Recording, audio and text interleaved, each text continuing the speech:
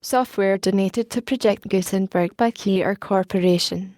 E-text revised by Joseph E. Lowenstein, M.D.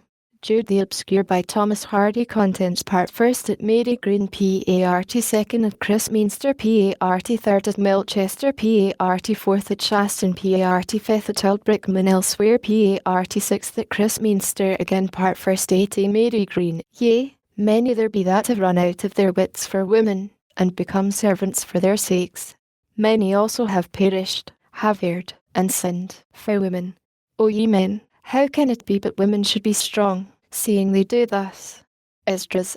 The schoolmaster was leaving the village, and everybody seemed sorry. The miller at Crescombe lent him the small white-tilted cart and horse to carry his goods to the city of his destination, about 20 miles off, such a vehicle proving of quite sufficient size for the departing teacher's effects, for the schoolhouse had been partly furnished by the managers, and the only cumbersome article possessed by the master, in addition to the packing case of books, was a cottage piano that he had bought at an auction during the year in which he thought of learning instrumental music. But the enthusiasm having waned, he had never acquired any skill in playing, and the purchased article had been a perpetual trouble to him ever since in moving house. The rector had gone away for the day, being a man who disliked the sight of changes. He did not mean to return till the evening, when the new school teacher would have arrived and settled in, and everything would be smooth again.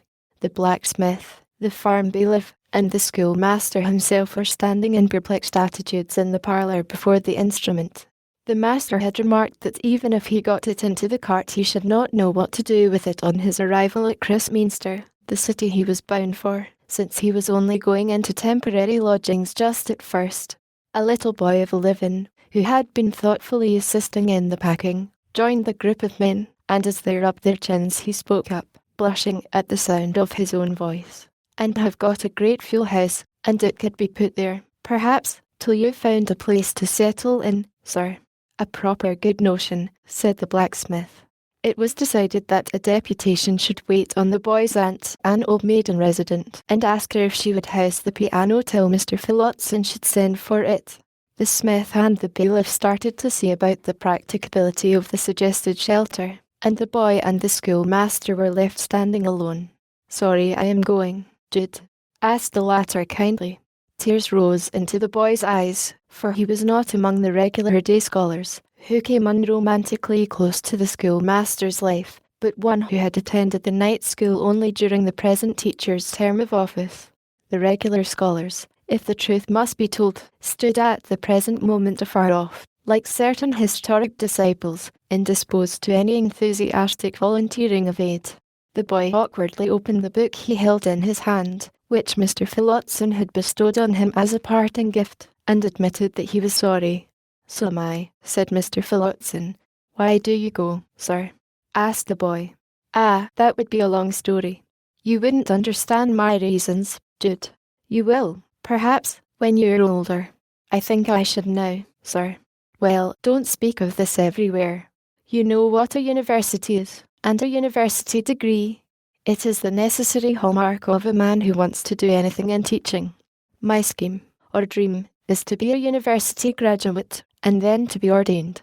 By going to live at Christminster, or near it, I shall be at headquarters, so to speak, and if my scheme is practicable at all, I consider that being on the spot will afford me a better chance of carrying it out than I should have elsewhere.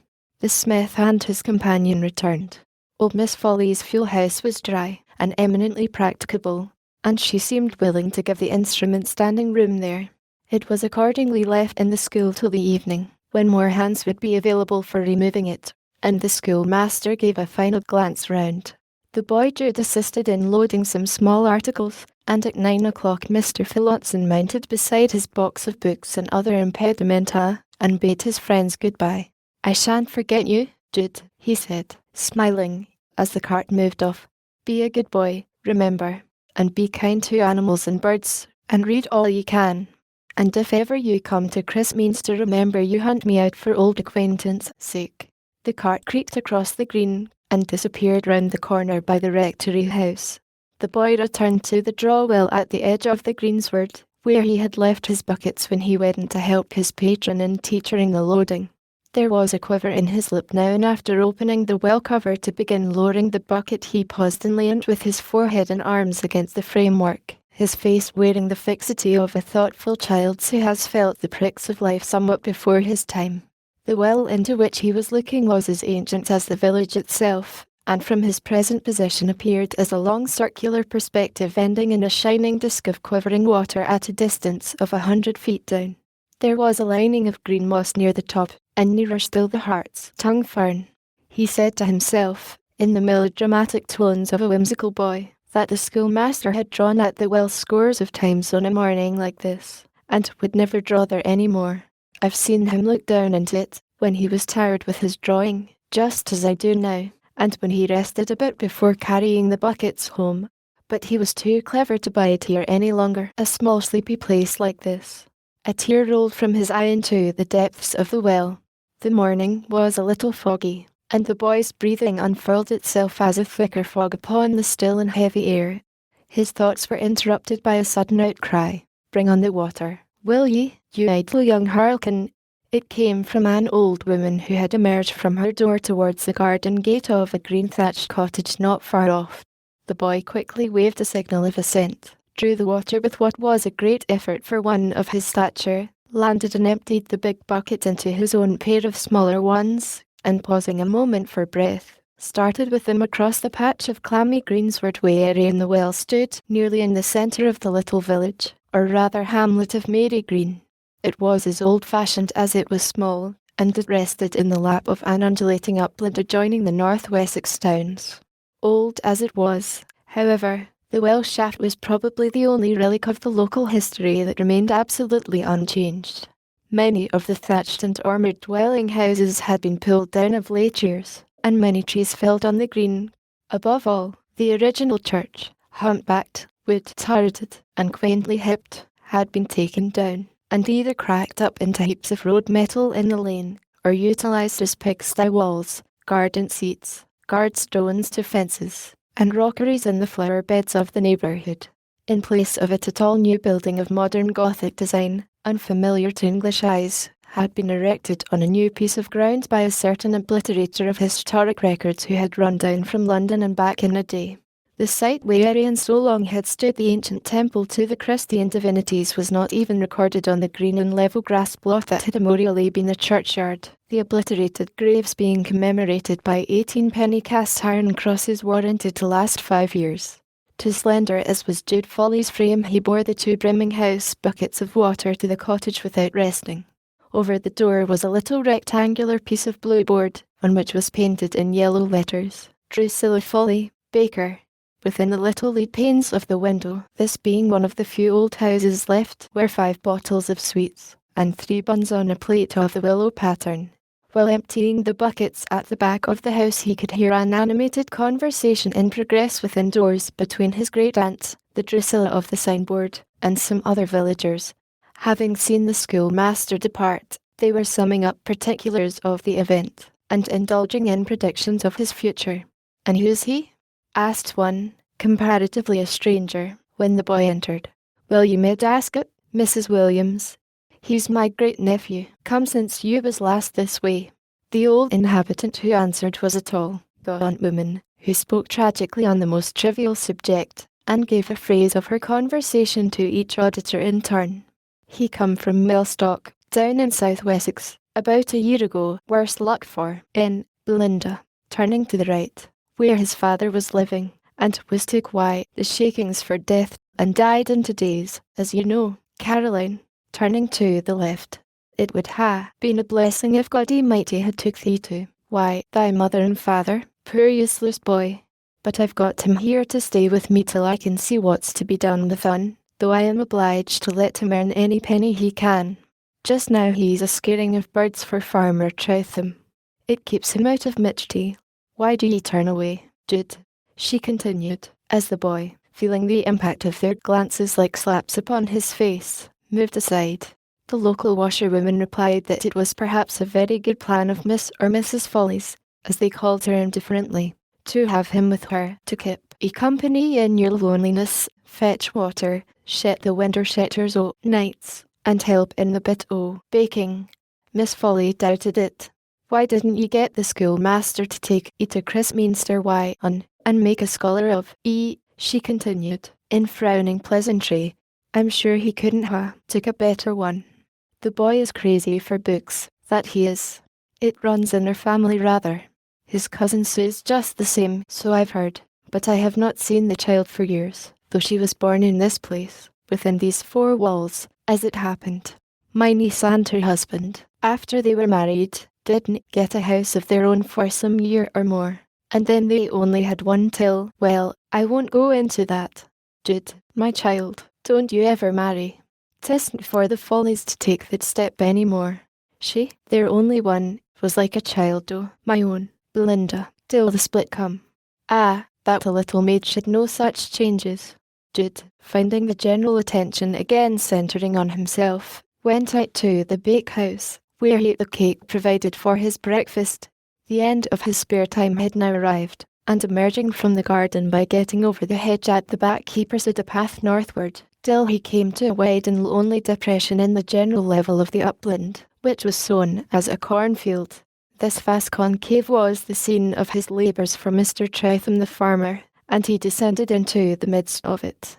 The brown surface of the field went right up towards the sky all round, where it was lost by degrees in the mist that shut out the actual verge and accentuated the solitude. The only marks in the uniformity of the scene were a rick of last year's produce standing in the midst of the arable, the rooks that rose at his approach, and the path athwart the fallow by which he had come, trodden now by he hardly knew whom, though once by many of his own dead family. How ugly it is here, he murmured. The fresh harrow lines seemed to stretch like the channelings in a piece of new corduroy, lending a meanly utilitarian air to the expanse, taking away its gradations, and depriving it of all history beyond that of the few recent months, though to every clod and stone there really attached associations enough and to spare, echoes of songs from ancient harvest days, of spoken words, and of sturdy deeds. Every inch of ground had been the site, first or last, of energy, gaiety, horseplay, bickerings, weariness. Groups of gleaners had squatted in the sun on every square yard. Love matches that had populated the adjoining hamlet had been made up there between reaping and carrying. Under the hedge which divided the field from a distant plantation, girls had given themselves to lovers who would not turn their heads to look at them by the next harvest. And in that ancient cornfield many a man had made love promises to a woman at whose voice he had trembled by the next seed time after fulfilling them in the church adjoining. But this neither Jude nor the rooks around him considered. For them it was a lonely place, possessing, in the one view, only the quality of the workground, and in the other that of a granary good to feed in. The boy stood under the rick before mentioned, and every few seconds used his clacker or rattle briskly. At each clack the rooks left off pecking, and rose and went away on their leisurely wings, burnished like tassets of mail, afterwards wheeling back and regarding him warily, and descending to feed at a more respectful distance. He sounded the clacker till his arm ached, and at length his heart grew sympathetic with the bird's thwarted desires. They seemed, like himself, to be living in a world which did not want them. Why should he frighten them away? They took upon more and more the aspect of gentle friends and pensioners, the only friends he could claim as being in the least degree interested in him, for his aunt had often told him that she was not. He ceased his rattling, and they lighted anew. Poor little dears, said Jude, aloud. You shall have some dinner, you shall. There is enough for us all. Farmer Tretham can afford to let you have some. Eat, then, my dear little birdies, and make a good meal. They stayed and ate, inky spots on the nut-brown soil, and Jude enjoyed their appetite. A magic thread of fellow feeling united his own life with theirs. Puny and sorry as those lives were, they much resembled his own. His clacker he had by this time thrown away from him, as being a mean and sordid instrument, offensive both to the birds and to himself as their friend. All at once he became conscious of a smart blow upon his buttocks, followed by a loud clack, which announced to his surprised senses that the clacker had been the instrument of offence used. The birds and Jude started up simultaneously, and the dazed eyes of the latter beheld the farmer in person, the great Tretham himself, his red face glaring down upon Jude's cowering frame, the clacker swinging in his hand. So it's, eat my dear birdies, is it, young man? Eat, dear birdies, indeed. I'll tickle your breeches, and see if you say, "Eat, dear birdies," again in a hurry. And you've been idling at the schoolmaster's too, instead of coming here, han't ye? Hey, that's how you earn your 6 pence a day for keeping the rooks off my corn.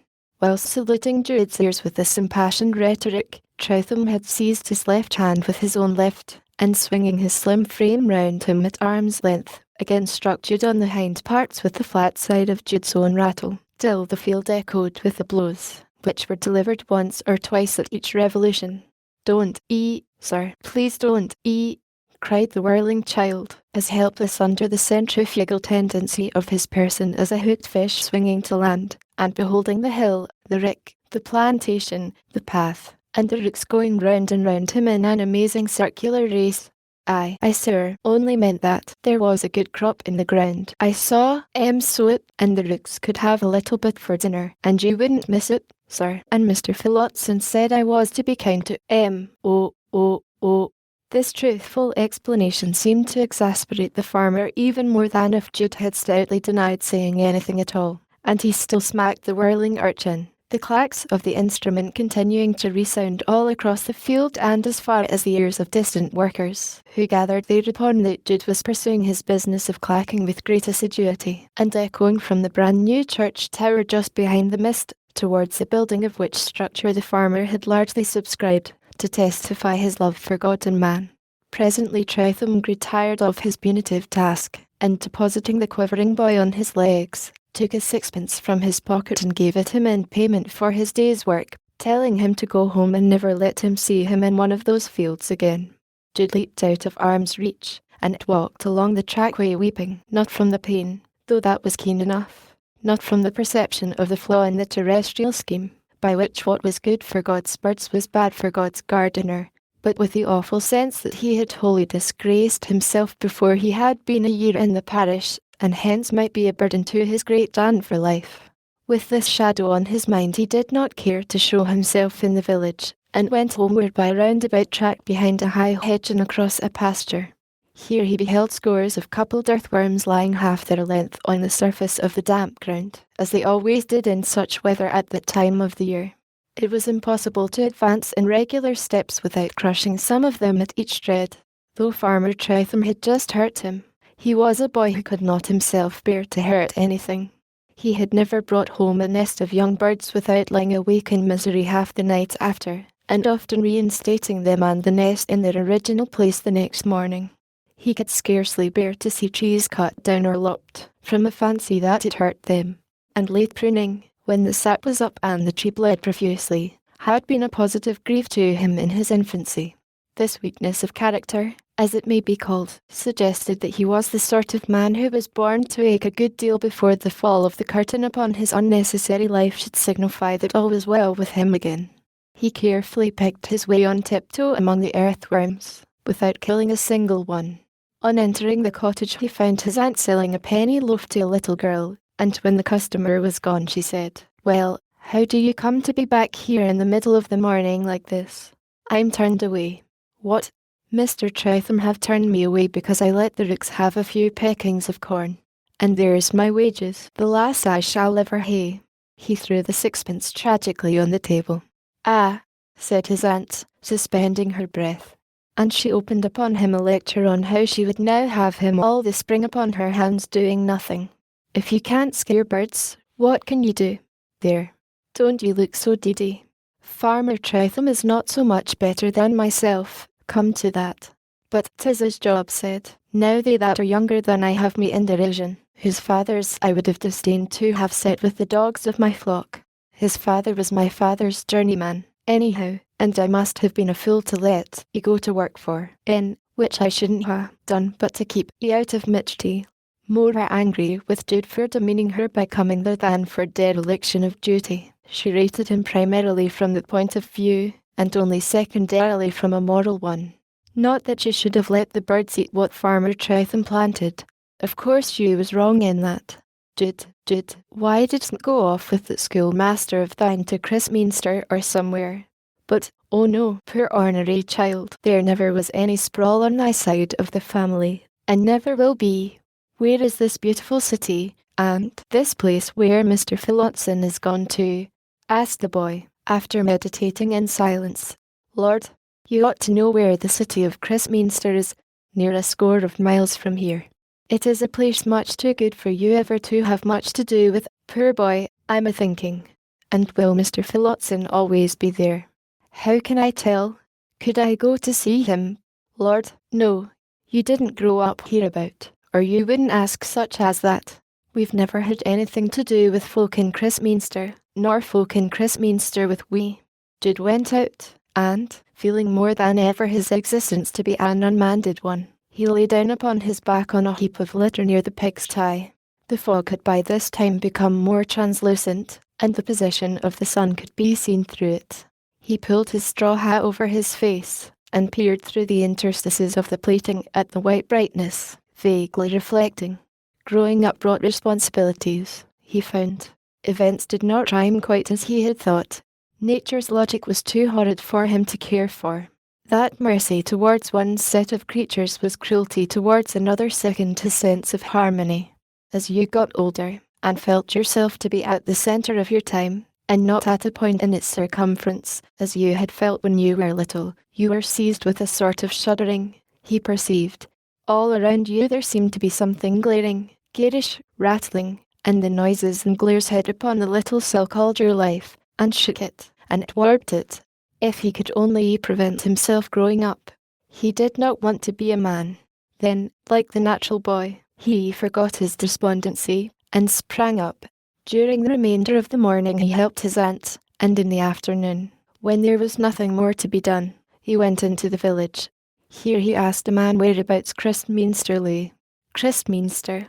Oh, well, out by there yonder, though I've never been there, not I.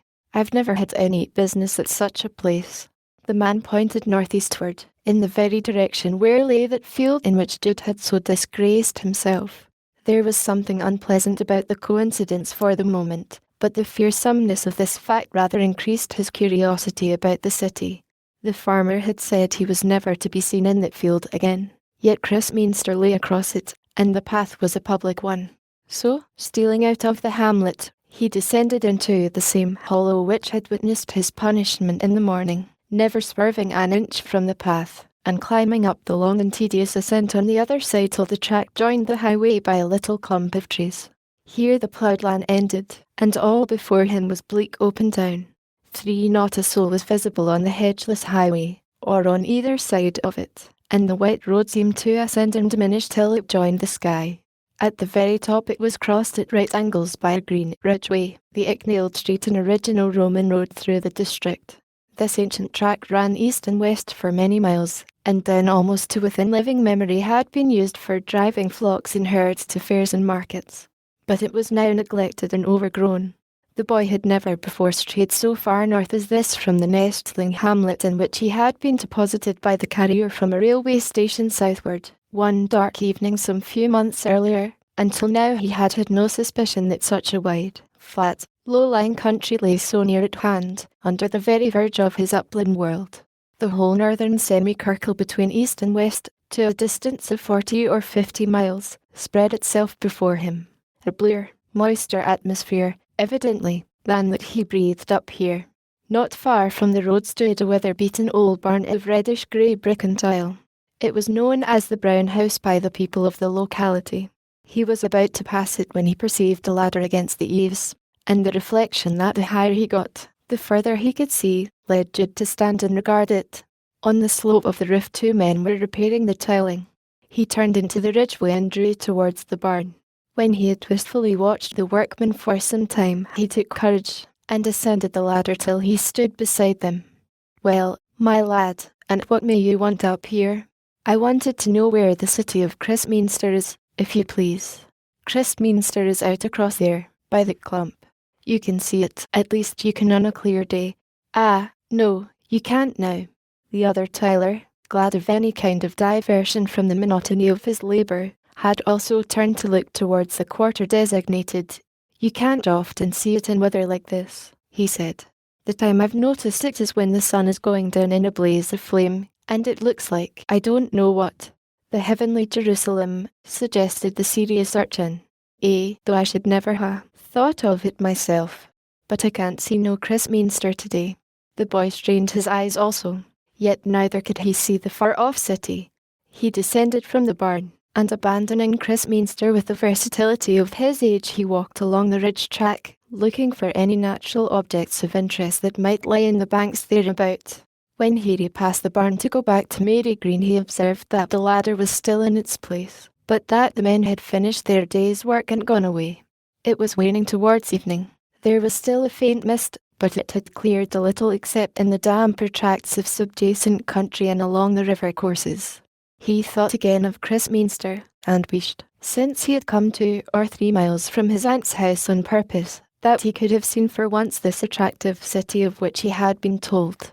But even if he waited here, it was hardly likely that the air would clear before night. Yet he was loth to leave the spot, for the northern expanse became lost to view on retreating towards the village only a few hundred yards. He ascended the ladder to have one more look at the point the men had designated, and perched himself on the highest rung, overlying the tiles. He might not be able to come so far as this for many days. Perhaps if he prayed, the wish to see Christminster might be forwarded. People said that, if you prayed, things sometimes came to you, even though they sometimes did not. He had read in a tract that a man who had begun to build a church, and had no money to finish it, knelt down and prayed, and the money came in by the next post. Another man tried the same experiment, and the money did not come, but he found afterwards that the breaches he knelt in were made by a wicked Jew. This was not discouraging, and turning on the ladder, Jude knelt on the 3rd rung, where, resting against those above it, he prayed that the mist might rise. He then seated himself again, and waited. In the course of 10 or 15 minutes the thinning mist dissolved altogether from the northern horizon, as it had already done elsewhere, and about a quarter of an hour before the time of sunset the westward clouds parted, the sun's position being partially uncovered, and the beams streaming out in visible lines between 2 bars of slaty cloud. The boy immediately looked back in the old direction. Some way within the limits of the stretch of landscape, points of light like the topaz gleamed. The air increased in transparency with the lapse of minutes, till the topaz points showed themselves to be the vanes, windows, wet roof slates, and other shining spots upon the spires, domes, freestone work, and varied outlines that were faintly revealed. It was Christminster, unquestionably, either directly seen, or merged in the peculiar atmosphere. The spectator gazed on and on till the windows and vanes lost their shine, going out almost suddenly like extinguished candles. The vague city became veiled in mist. Turning to the west, he saw that the sun had disappeared. The foreground of the scene had grown funereally dark, and near objects put on the hues and shapes of chimneys.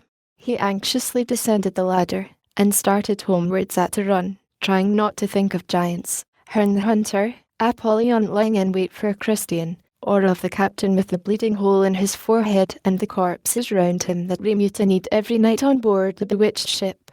He knew that he had grown out of belief in these horrors, yet he was glad when he saw the church tower and the lights in the cottage windows, even though this was not the home of his birth, and his great-aunt did not care much about him. Inside and round about that old woman's shop window, with its 24 little panes set in needwork, the glass of some of them oxidized with age, so that you could hardly see the poor penny articles exhibited within, and forming part of a stock which a strong man could have carried, Jude had his outer being for some long tideless time. But his dreams were as gigantic as his surroundings were small. Through the solid barrier of cold Cretaceous upland to the northward he was always beholding a gorgeous city, the fancied place he had likened to the New Jerusalem, though there was perhaps more of the painter's imagination and less of the diamond merchants in his dreams thereof than in those of the apocalyptic writer. And the city acquired a tangibility, a permanence, a hold on his life, mainly from the one nucleus of fact that the man for whose knowledge and purposes he had so much reverence was actually living there. Not only so, but living among the more thoughtful and mentally shining ones therein. In sad wet seasons, though he knew it must rain at Christminster too, he could hardly believe that it rained so drearily there. Whenever he could get away from the confines of the hamlet for an hour or two, which was not often, he would steal off to the brown house on the hill and strain his eyes persistently, sometimes to be rewarded by the sight of a dome or spire, at other times by a little smoke, which in his estimate had some of the mysticism of incense. Then the day came when it suddenly occurred to him that if he ascended to the point of view after dark, or possibly went a mile or two further, he would see the night lights of the city. It would be necessary to come back alone, but even that consideration did not deter him, for he could throw a little manliness into his mood. No doubt, the project was duly executed. It was not late when he arrived at the place of outlook, only just after dusk, but a black northeast sky, accompanied by a wind from the same quarter, made the occasion dark enough. He was rewarded, but what he saw was not the lamps and rows, as he had half expected. No individual light was visible, only a halo or glow fog overarching the place against the black heavens behind it, making the light and the city seem distant but a mile or so. He set himself to wonder on the exact point in the glow where the schoolmaster might be, he who never communicated with anybody at Mary Green now. He was as if dead to them here. In the glow he seemed to see Phillotson promenading at ease, like one of the forms in a butchered Nazar's furnace. He had heard that breezes travelled at the rate of 10 miles an hour, and the fact now came into his mind. He parted his lips as he faced the northeast, and drew in the wind as if it were a sweet liquor. "You," he said, addressing the breeze caressingly, "were in Christminster City between 1 and 2 hours ago, floating along the streets, pulling round the weathercocks, touching Mr. Phillotson's face, being breathed by him. And now you're here, breathed by me, you, the very same." Suddenly there came along this wind something towards him, a message from the place, from some soul residing there, it seemed. Surely it was the sound of bells, the voice of the city, faint and musical, calling to him, "We are happy here." He had become entirely lost to his bodily situation during this mental leap, and only got back to it by a rough recalling. A few yards below the brow of the hill on which he paused, a team of horses made its appearance, having reached the place by dint of half an hour's serpentine progress from the bottom of the immense declivity. They had a load of coals behind them, a fuel that could only be got into the upland by this particular route. They were accompanied by a carter, a second man, and a boy, who now kicked a large stone behind one of the wheels, and allowed the panting animals to have a long rest, while those in charge took a flagon off the load and indulged in a drink round. They were elderly men, and had genial voices. Jude addressed them, inquiring if they had come from Christminster. "Heaven forbid, with this load," said they. "The place I mean is that one yonder." He was getting so romantically attached to Christminster that, like a young lover alluding to his mistress, he felt bashful at mentioning its name again. He pointed to the light in the sky, hardly perceptible to their older eyes. "Yes, there does seem a spot a bit brighter in the north-east than elsewhere, though I shouldn't ha' noticed it myself, and no doubt it may be Christminster." Here a little book of tales which Jude had tucked up under his arm, having brought them to read on his way hither before it grew dark, slipped and fell into the road. The carter eyed him while he picked it up and straightened the leaves. "Ah, young man," he observed, "you'd have to get your head screwed on t'other way before you could read what they read there." "Why?" asked the boy.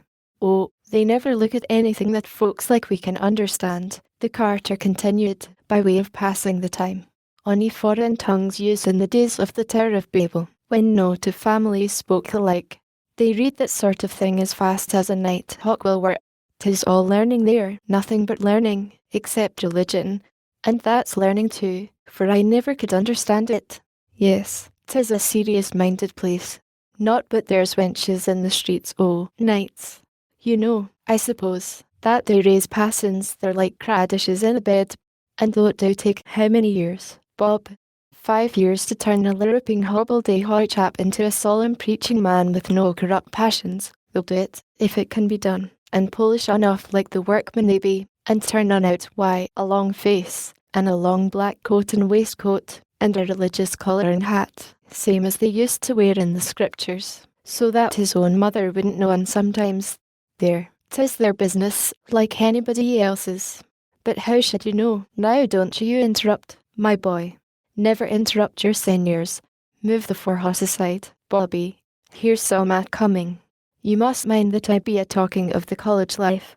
Lives on a lofty level, there's no gainsaying it, though I myself med not think much of As we be here in our bodies on this high ground, so be they in their minds noble-minded men enough, no doubt, Simon, able to earn hundreds by thinking out loud. And Simon, be strong young fellows that can earn almost as much in silver cups. As for music, there's beautiful music everywhere in Christminster. You may be religious, or you may not, but you can't help striking in your homely note with the rest. And there's a street in the place, the main street, that han't another like it in the world. I should think I did know a little about Christminster. By this time the horses had recovered breath and bent to their collars again. Jude, throwing a last adoring look at the distant halo, turned and walked beside his remarkably well-informed friend, who had no objection to telling him as they moved on more yet of the city, its towers and halls and churches. The wagon turned into a crossroad, whereupon Jude thanked the carter warmly for his information, and said he only wished he could talk half as well about Christminster as he. Well, 'tis only what has come in my way, said the carter boastfully. I've never been there, no more than you, but I've picked up the knowledge here and there, and you be welcome to it. A-getting about the world as I do, and mixing with all classes of society, one can't help hearing of things. A friend o' mine, that used to clean the boots at the Crozier Hotel in Christminster when he was in his prime, why, I know done as well as my own brother in his later years. Jude continued his walk homeward alone, pondering so deeply that he forgot to feel timid. He suddenly grew older. It had been the yearning of his heart to find something to anchor on, to cling to, for some place which he could call admirable. Should he find that place in the city if he could get there? Would it be a spot in which, without fear of farmers, or hindrance, or ridicule, he could watch and wait, and set himself to some mighty undertaking like the men of old of whom he had heard? As the halo had been to his eyes when gazing at it a quarter of an hour earlier, so was the spot mentally to him as he pursued his dark way. It is a city of light, he said to himself. The tree of knowledge grows there, he added a few steps further on. It is a place the teachers of men spring from and go to. It is what you may call a castle, manned by scholarship and religion. After this figure he was silent a long while, till he added, it would just suit me.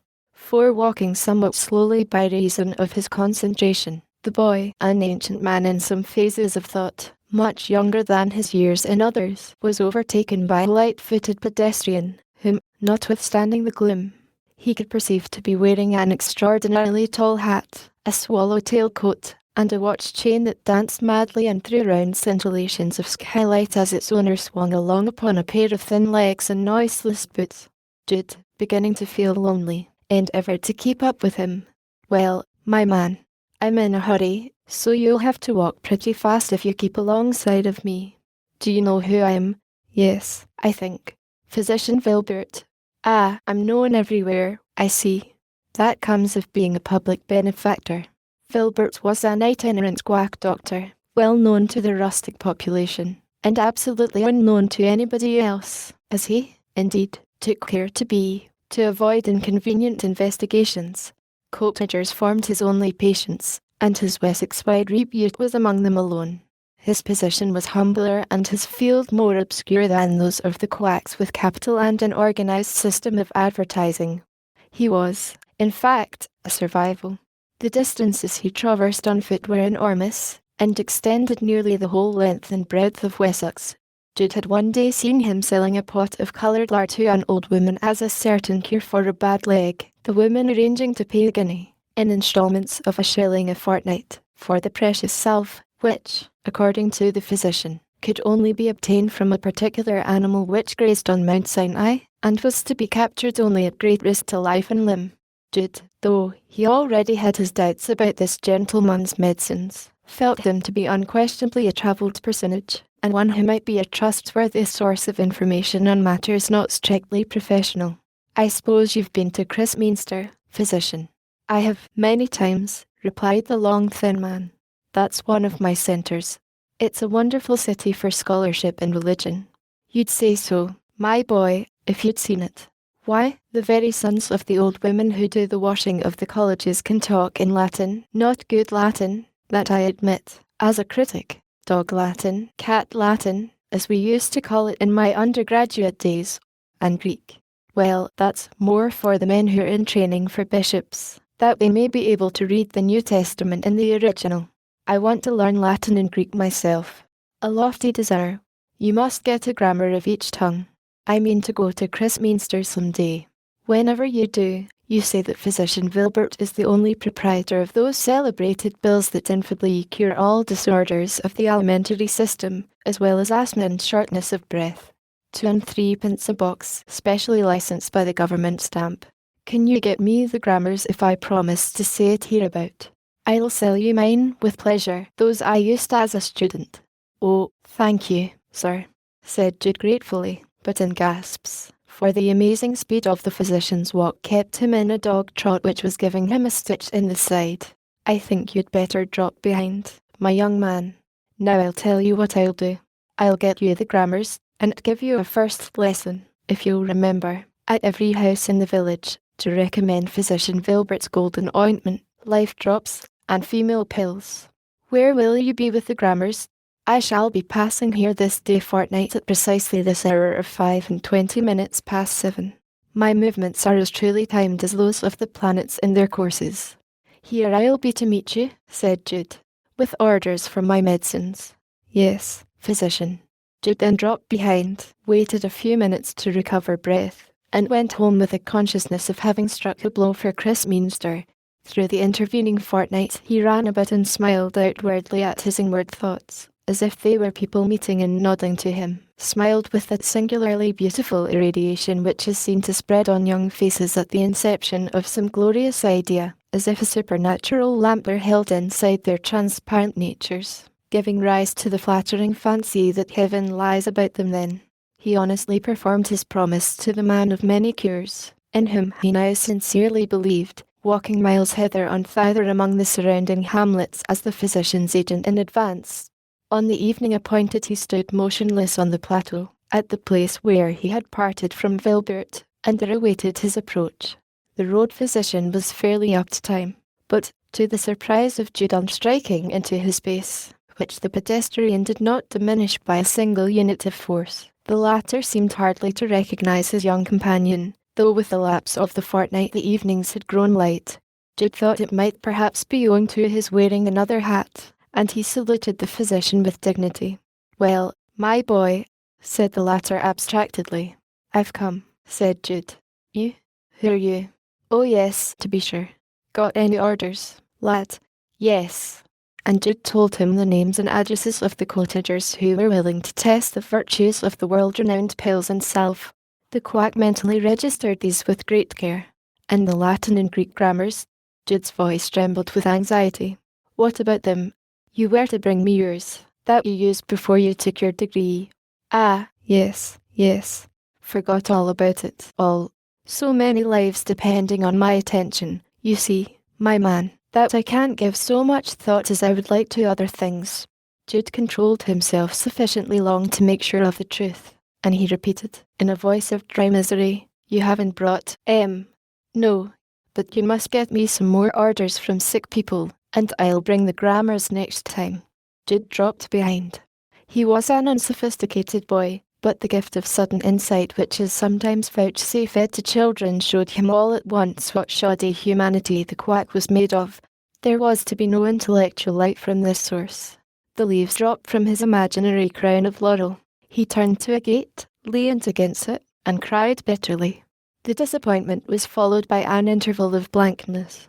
He might, perhaps, have obtained grammars from Alfredston, but to do that required money, and a knowledge of what books to order, and though physically comfortable, he was in such absolute dependence as to be without a farthing of his own. At this date Mr. Phillotson sent for his pianoforte, and it gave Jude a lead. Why should he not write to the schoolmaster, and ask him to be so kind as to get him the grammars in Christminster? He might slip a letter inside the case of the instrument, and it would be sure to reach the desired eyes. Why not ask him to send any old second-hand copies, which would have the charm of being mellowed by the university atmosphere? To tell his aunt of his intention would be to defeat it. It was necessary to act alone.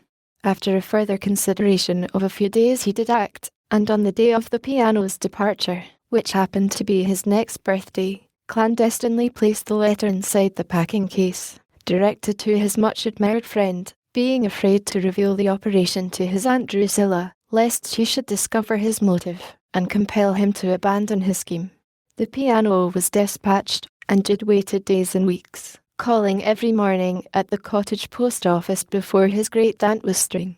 At last a packet did indeed arrive at the village, and he saw from the ends of it that it contained 2 thin books. He took it away into a lonely place, and sat down on a felled elm to open it. Ever since his first ecstasy or vision of Christminster and its possibilities, Jude had meditated much and curiously on the probable sort of process that was involved in turning the expressions of one language into those of another. He concluded that the grammar of the required tongue would contain, primarily, a rule, prescription, or clue of the nature of a secret cipher, which, once known, would enable him, by merely applying it, to change at will all words of his own speech into those of the foreign one. His childish idea was, in fact, a pushing to the extremity of mathematical precision what is everywhere known as Grimm's Law, an aggrandizement of rough rules to ideal completeness. Thus he assumed that the words of the required language were always to be found somewhere latent in the words of the given language by those who had the art to uncover them, such art being furnished by the books aforesaid. When, therefore, having noted that the packet bore the postmark of Christminster, he cut the string, opened the volumes, and turned to the Latin grammar, which chanced to come uppermost. He could scarcely believe his eyes. The book was an old one, 30 years old, soiled, scribbled wantonly over with a strange name and every variety of enmity to the letterpress, and marked at random with dates 20 years earlier than his own day. But this was not the cause of Jude's amazement. He learnt for the first time that there was no law of transmutation, as in his innocence he had supposed. There was, in some degree, but the grammarian did not recognize it, but that every word in both Latin and Greek was to be individually committed to memory at the cost of years of blooding. Jude flung down the books, lay backward along the broad trunk of the elm, and was an utterly miserable boy for the space of a quarter of an hour. As he had often done before, he pulled his hat over his face and watched the sun peering insidiously at him through the interstices of the straw. This was Latin and Greek. Then, was it this grand delusion? The charm he had supposed in store for him was really labour like that of Israel in Egypt. What brains they must have in Christminster and the great schools, he presently thought, to learn words one by one up to tens of thousands. There were no brains in his head equal to this business, and as the little sun rays continued to stream in through his hat at him, he wished he had never seen a book, that he might never see another, that he had never been born. Somebody might have come along the way who would have asked him his trouble, and might have cheered him by saying that his notions were further advanced than those of his grammarian. But nobody did come, because nobody does, and under the crushing recognition of his gigantic error Jude continued to wish himself out of the world. During the 3 or 4 succeeding years a quaint and singular vehicle might have been discerned moving along the lanes and by roads near Mary Green, driven in a quaint and singular way. In the course of a month or 2 after the receipt of the books, Jude had grown callous to the shabby trick played him by the dead languages. In fact, his disappointment at the nature of those tongues had, after a while, been the means of still further glorifying the erudition of Christminster. To acquire languages, departed or living in spite of such obstinacies as he now knew them inherently to possess, was a Herculean performance which gradually led him on to a greater interest in it than in the presupposed patent process. The mountain weight of material under which the ideas lay in those dusty volumes called the classics piqued him into a dogged, mouse-like subtlety of attempt to move it piecemeal. He had endeavoured to make his presence tolerable to his crusty maiden aunt by assisting her to the best of his ability, and the business of the little cottage bakery had grown in consequence.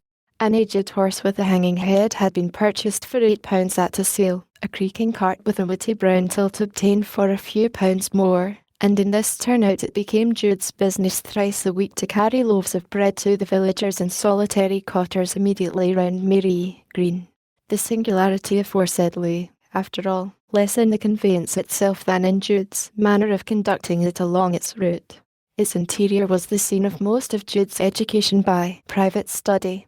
As soon as the horse had learned the road and the houses at which he was to pause a while, the boy, seated in front, would slip the reins over his arm, ingeniously fix open, by means of a strap attached to the tilt, the volume he was reading, spread the dictionary on his knees, and plunged into the simpler passages from Caesar, Virgil, or Horace, as the case might be, in his purpling, stumbling way, and with an expenditure of labour that would have made a tender-hearted pedagogue shed tears, yet somehow getting at the meaning of what he read, and divining rather than beholding the spirit of the original, which often to his mind was something else than that which he was taught to look for. The only copies he had been able to lay hands on were old Delphin editions, because they were superseded, and the air cheap. But, bad for idle schoolboys, it did so happen that they were passably good for him. The hampered and lonely itinerant conscientiously covered up the marginal readings, and used them merely on points of construction, as he would have used a comrade or tutor who should have happened to be passing by. And though Jude may have had little chance of becoming a scholar by these rough and ready means, he was in the way of getting into the groove he wished to follow. While he was busied with these ancient pages, which had already been thumbed by hands possibly in the grave, digging out the thoughts of these minds so remote yet so near, the bony old horse pursued his rounds, and Jude would be aroused from the wills of Dido by the stoppage of his cart and the voice of some old woman crying, "Two today, baker, and I return this stale one." He was frequently met in the lanes by pedestrians and others without his seeing them, and by degrees the people of the neighbourhood began to talk about his method of combining work and play, such they considered his reading to be, which, though probably convenient enough to himself, was not altogether a safe proceeding for other travellers along the same roads. There were murmurs. Then a private resident of an adjoining place informed the local policeman that the baker's boy should not be allowed to read while driving, and insisted that it was the constable's duty to catch him in the act, and take him to the police court at Alfredston, and get him fined for dangerous practices on the highway. The policeman thereupon lay in wait for Jude, and one day accosted him and cautioned him. As Jude had to get up at 3 o'clock in the morning to heat the oven, and mix and set in the bread that he distributed later in the day, he was obliged to go to bed at night immediately after laying this punch, so that if he could not read his classics on the highways he could hardly study at all. The only thing to be done was, therefore, to keep a sharp eye ahead and around him as well as he could in the circumstances, and slip away his books as soon as anybody loomed in the distance, the policeman in particular. To do that official justice, he did not put himself much in the way of Jude's bread cart, considering that in such a lonely district the chief danger was to Jude himself, and often on seeing the white tilt over the hedges he would move in another direction. On a day when Folly was getting quite advanced, being now about 16, and had been stumbling through the Carmen Sculier, on his way home, he found himself to be passing over the high edge of the plateau by the brown house. The light had changed, and it was the sense of this which had caused him to look up. The sun was going down, and the full moon was rising simultaneously behind the woods in the opposite quarter. His mind had become so impregnated with the poem that, in a moment of the same impulsive emotion which years before had caused him to kneel on the ladder, he stopped the horse, alighted, and glancing round to see that nobody was in sight, knelt down on the roadside bank with open book. He turned first to the shiny goddess, who seemed to look so softly and critically at his doings, then to the disappearing luminary on the other hand, as he began, "Phoebe Silverink Potens Diana." The horse stood still till he had finished the hymn, which Jude repeated under the sway of a polytheistic fancy that he would never have thought of humouring in broad daylight. Reaching home, he mused over his curious superstition, innate or acquired, in doing this, and the strange forgetfulness which had led to such a lapse from common sense and custom in one who wished, next to being a scholar, to be a Christian divine. It had all come of reading heathen works exclusively. The more he thought of it, the more convinced he was of his inconsistency. He began to wonder whether he could be reading quite the right books for his object in life. Certainly there seemed little harmony between this pagan literature and the medieval colleges at Christminster, that ecclesiastical romance in stone. Ultimately he decided that in his sheer love of reading he had taken up a wrong emotion for a Christian young man. He had dabbled in Clarke's Homer, but had never yet worked much at the New Testament in the Greek, though he possessed a copy, obtained by post from a second-hand bookseller. He abandoned the now familiar Ionic for a new dialect, and for a long time onward limited his reading almost entirely to the Gospels and Epistles in Crispin's text. Moreover, on going into Alfredston one day, He was introduced to patristic literature by finding at the booksellers some volumes of the Fathers which had been left behind by an insolvent clergyman of the neighbourhood. As another outcome of this change of groove, he visited on Sundays all the churches within a walk, and deciphered the Latin inscriptions on 15th century brasses and tombs. On one of these pilgrimages he met with a hunchbacked old woman of great intelligence, who read everything she could lay her hands on, and she told him more yet of the romantic charms of the city of light and lore. Thither he resolved as firmly as ever to go. But how live in its city? At present he had no income at all. He had no trade or calling of any dignity or stability whatever on which he could subsist while carrying out an intellectual labour which might spread over many years. What was most required by citizens? Food, clothing, and shelter. An income from any work in preparing the first would be too meagre. For making the second he felt a distaste. The preparation of the third requisite he inclined to. They built in a city, therefore he would learn to build. He thought of his unknown uncle, his cousin Susanna's father, an ecclesiastical worker in metal, and somehow medieval art in any material was a trade for which he had rather a fancy. He could not go far wrong in following his uncle's footsteps, and engaging himself a while with the carcases that contained the scholar souls. As a preliminary he obtained some small blocks of freestone, metal not being available, and suspending his studies a while, occupied his spare half-hours in copying the heads and capitals in his parish church. There was a stonemason of a humble kind in Alfredston, and as soon as he had found a substitute for himself in his aunt's little business, he offered his services to this man for a trifling wage. Here Jude had the opportunity of learning at least the rudiments of freestone working. Some time later he went to a church builder in the same place, and under the architect's direction became handy at restoring the dilapidated masonries of several village churches round about, not forgetting that he was only following up this handicraft as a prop to lean on while he prepared those greater engines which he flattered himself would be better fitted for him. He yet was interested in his pursuit on its own account. He now had lodgings during the week in the little town, whence he returned to Marygreen village every Saturday evening. And thus he reached and passed his 19th year. 6 at this memorable date of his life he was, one Saturday, returning from Alfredston to Marygreen about 3 o'clock in the afternoon. It was fine, warm, and soft summer weather, and he walked with his tools at his back, his little chisels clinking faintly against the larger ones in his basket. It being the end of the week he had left work early, and had come out of the town by a roundabout route which he did not usually frequent, having promised to call at a flour mill near Crescombe to execute a commission for his aunt. He was in an enthusiastic mood. He seemed to see his way to living comfortably in Christmeans during the course of a year or two, and knocking at the doors of one of those strongholds of learning of which he had dreamed so much. He might, of course, have gone there now, in some capacity or other, but he preferred to enter the city with a little more assurance as to means than he could be said to feel at present. A warm self-content suffused him when he considered what he had already done. Now and then as he went along, he turned to face the peeps of country on either side of him. But he hardly saw them. The act was an automatic repetition of what he had been accustomed to do when less occupied, and the one matter which really engaged him was the mental estimate of his progress thus far. I have acquired quite an average student's power to read the common ancient classics, Latin in particular. This was true, Jude possessing a facility in the language which enabled him with great ease to himself to beguile his lonely walks by imaginary conversations therein. I have read 2 books of the _Iliad_, besides being pretty familiar with passages such as the speech of Phoenix in the 9th book, the fight of Hector and Ajax in the 14th, the appearance of Achilles unarmed and his heavenly armour in the 18th, and the funeral games in the 23rd. I have also done some Hesiod, a little scrap of Thucydides, and a lot of the Greek Testament. I wish there was only one dialect all the same.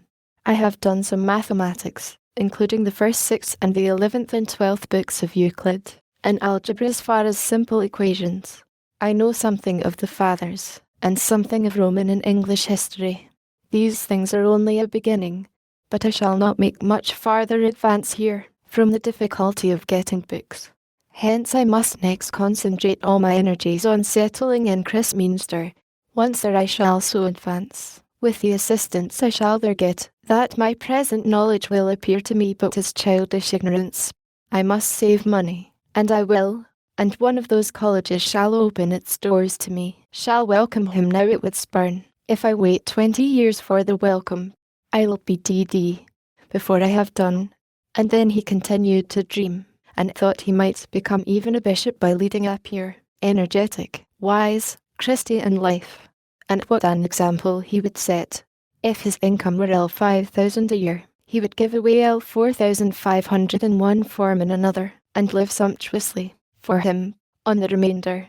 Well, on second thoughts, a bishop was absurd. He would draw the line at an archdeacon. Perhaps a man could be as good and as learned and as useful in the capacity of archdeacon as in that of bishop. Yet he thought of the bishop again. Meanwhile I will read, as soon as I am settled in Christminster, the books I have not been able to get hold of here. Livy, Tacitus, Herodotus, Aeschylus, Sophocles, Aristophanes, ha, ha, ha, hoity-toity. The sounds were expressed in light voices on the other side of the hedge, but he did not notice them. His thoughts went on. Euripides, Plato, Aristotle, Lucretius, Epictetus, Seneca, Antoninus. Then I must master other things. The Fathers thoroughly, be done ecclesiastical history generally, a smattering of Hebrew. I only know the letters as yet, hoity-toity. But I can work hard. I have staying power in abundance, thank God. And it is that which tells. Yes, Christminster shall be my alma mater, and I will be her beloved son, in whom she shall be well pleased. In his deep concentration on these transactions of the future, Jude's walk had slackened, and he was now standing quite still, looking at the ground as though the future were thrown thereon by a magic lantern. On a sudden something smacked him sharply in the ear, and he became aware that a soft cold substance had been flung at him, and had fallen at his feet. A glance told him what it was, a piece of flesh, the characteristic part of a barrow pig, which the countrymen used for greasing their boots, as it was useless for any other purpose.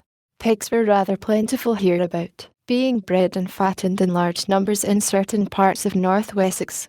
On the other side of the hedge was a stream, whence, as he now for the first time realised, had come the slight sounds of voices and laughter that had mingled with his dreams.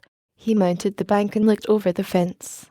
On the further side of the stream stood a small homestead, having a garden and pigsties attached. In front of it, beside the brook, 3 young women were kneeling, with buckets and platters beside them containing heaps of pigs' chitterlings, which they were washing in the running water. 1 or 2 pairs of eyes slyly glanced up, and perceiving that his attention had at last been attracted, and that he was watching them, they braced themselves for inspection by putting their mouths demurely into shape and recommencing their rinsing operations with assiduity. "Thank you," said Jude severely. "I didn't throw it, I tell you," asserted one girl to her neighbour,